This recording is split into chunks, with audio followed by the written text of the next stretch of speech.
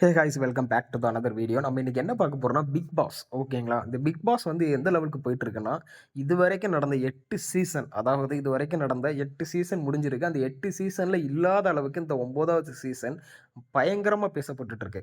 என்னடா நல்லதா பேசிட்டு இருக்கான்னு நினைச்சீங்கன்னா, அப்படிலாம் ஒண்ணுமே இல்ல. அந்த அளவுக்கு அடிச்சிட்டு இருக்காங்க. என்னன்னா, இந்த சீசன்ல இதுவரைக்கும் உள்ள இருக்கிற ஒரு போட்டியாளர்கள் யாரையுமே இவங்க தான் வின்னர் அப்படின்னு சொல்லிட்டு ஒரு பாயிண்ட் அவுட் இன்ன வரைக்கும் பண்ண முடியாத சிச்சுவேஷன்ல தான் இருக்குது. இதுக்கு முன்னாடி நீங்க எடுத்துக்கிட்டீங்கன்னா, அதிகபட்சம் ஒரு ஒரு 2 ஆர் 3 வீக்ஸ்லயே தெரிஞ்சிரும். யார் யாரு இதுலலாம் தகுதி உள்ளவங்க உள்ள இருக்காங்க. இவங்கள வந்து ஒரு பாயிண்ட் அவுட் பண்ணி இவங்க வந்து வின்னர் ஆவறக்கான சான்ஸ் இருக்கு அப்படின்னு சொல்லிட்டு ஒரு ஃபைண்ட் அவுட் பண்ண முடியும். பட் நீங்க இத எடுத்துக்கிட்டீங்கன்னா, ஒண்ணுமே இல்ல. இந்த ஷோவ பொறுத்தவரைக்கும் ஒண்ணுமே இல்லாத மாரி இந்த பிக் பாஸ் சீசன் 9 வந்து போயிட்டுருக்குது. அதுக்கு முக்கியமான ரீசன் என்னன்னு கேட்டீங்கன்னா, சில தற்குறிகள உள்ள தூக்கி போட்டது தான். எதுக்கு எதுக்கு என்ன பண்ணாங்க? என்ன பண்ணிட்டு இருக்காங்க? அப்படின்னு சொல்லிட்டு தெரியாத தற்குறிகள்லாம் உள்ள தூக்கி போட்டது தான். முக்கியமா பார்த்தீங்கன்னா, நம்ம திவாகர். ஓகேங்களா?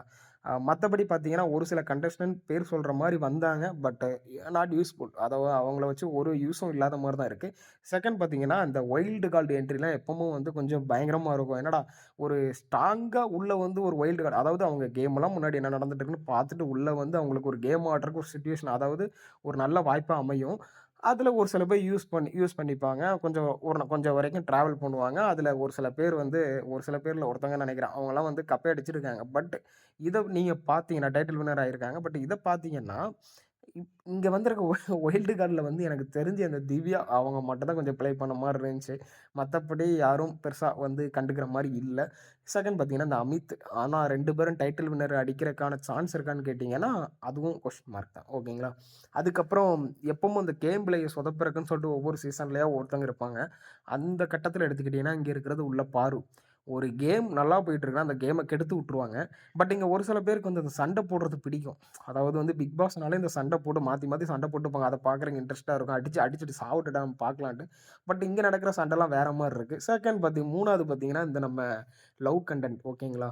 இது வந்து எப்பவும் இது கொஞ்சம் டிஃபரெண்ட்டா இருக்கு. என்னன்னா, இந்த ட்ரையாங்கிள் லவ் வந்து நெறைய நடந்துட்டு இருக்கும். பட் இந்த ஷோல எடுத்துக்கிட்டீங்கன்னா 2, 3 ட்ரையாங்கிள் அங்க இருக்கு. ட்ரையாங்கிள். முக்கோண காதல் வந்து நெறைய நடந்துட்டு இருக்கு. அதுவும் பார்க்குறக்கு இன்ட்ரெஸ்ட்டா இருக்கான்னு கேட்டீங்கன்னா, சத்தியமா இருக்கு. எந்த சீசன்லயுமே வந்து அந்த லவ் கன்டென்ட் மட்டும் இங்க ஒர்க் அவுட்டே ஆகாது. அந்த லவ் கன்டென்ட் பண்ணவங்க கண்டிப்பா வெளிய போயிருவாங்க. அதே மாரி தான் இந்த சீசன்லயும் நடந்துட்டு இருக்கு. அது எந்த சீசன்லயும் மாறப்போறதில்ல.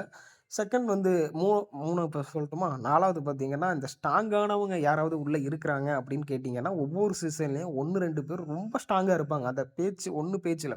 போன சீசன் பார்த்தீங்கன்னா, முத்துக்குமரன். இன்னொன்னு பார்த்தீங்கன்னா, அந்த மைண்ட் செட்ல இருக்கிறவங்க. அந்த மாரிலாம் உள்ள இருக்கிறாங்கன்னு கேட்டீங்கன்னா, இங்க ஒருத்தருக்கு கூட அந்த தகுதி இல்லவே இல்ல. சும்மா ஏதோ டைம் பாஸ்க்கு வரோன்ட்டு. 5வதுன்னு நெனைக்கிறேன். 5வது பார்த்தீங்கன்னா, இந்த பிக் பாஸ்க்கு மரியாதையே கிடையாது. ஓகேங்களா? இந்த பிக் பாஸ்க்க வந்து யாருமே மதிக்கவே மாட்டுக்கிறாங்க.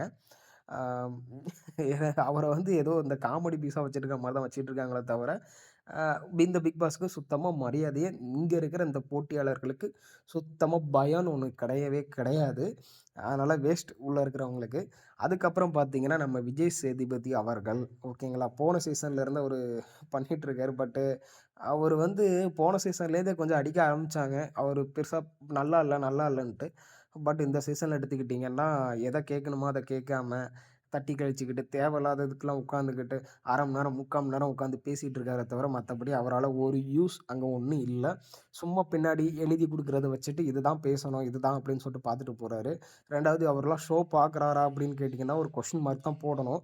ஷோவே பார்க்குறதில்லன்னு நெனைக்கிறேன். அன்னைக்கு வாராரு அந்த ஷூட் அப்போ என்னென்ன நடந்திருக்கு, ஓகே ஸ்கிரிப்ட் தாங்க, ஓகே இதானா ரைட் அப்படியே பேசிட்டு போறேன் அப்படின்னு சொல்லிட்டு தான் பண்ணிட்டு போறாரே தவிர, அவரால இங்க ஒரு யூஸ் அவராலயும் இல்ல.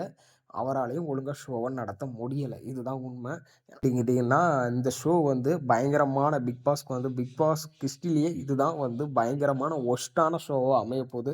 மேபி இது வந்து கன்டின்யூ ஆயிட்டு இருந்துச்சுன்னா, கண்டிப்பா வந்து பிக் பாஸ் இழுத்து மூடிட்டு போற நிலைமைக்கு தான் தள்ளப்படுவாங்கன்னு நெனைக்கிறேன். இத பத்தி நீங்க என்ன நினைக்கிறீங்க? ஒரு சில பேர் வந்து இதுக்காகலாம் போராட்டம்லாம் நடத்திட்டு இருந்தாங்க. பிக் பாஸ் ஷோவே நடத்தக்கூடாது அப்டின்ட்டு. அதே மாரி வந்து எப்பவும் இல்லாத அளவுக்கு இந்த வருஷம் வந்து பயங்கரமா வந்து நெகட்டிவா நெறைய போயிட்டுருக்கு இந்த பிக் பாஸ வச்சு. இத பத்தி நீங்க என்ன நினைக்கிறீங்க? அப்டின்னு சொல்லிட்டு கீழ கமெண்ட் செக்ஷன்ல கமெண்ட் பண்ணுங்க. அடுத்த வீடியோல பார்க்கலாம். பாய்.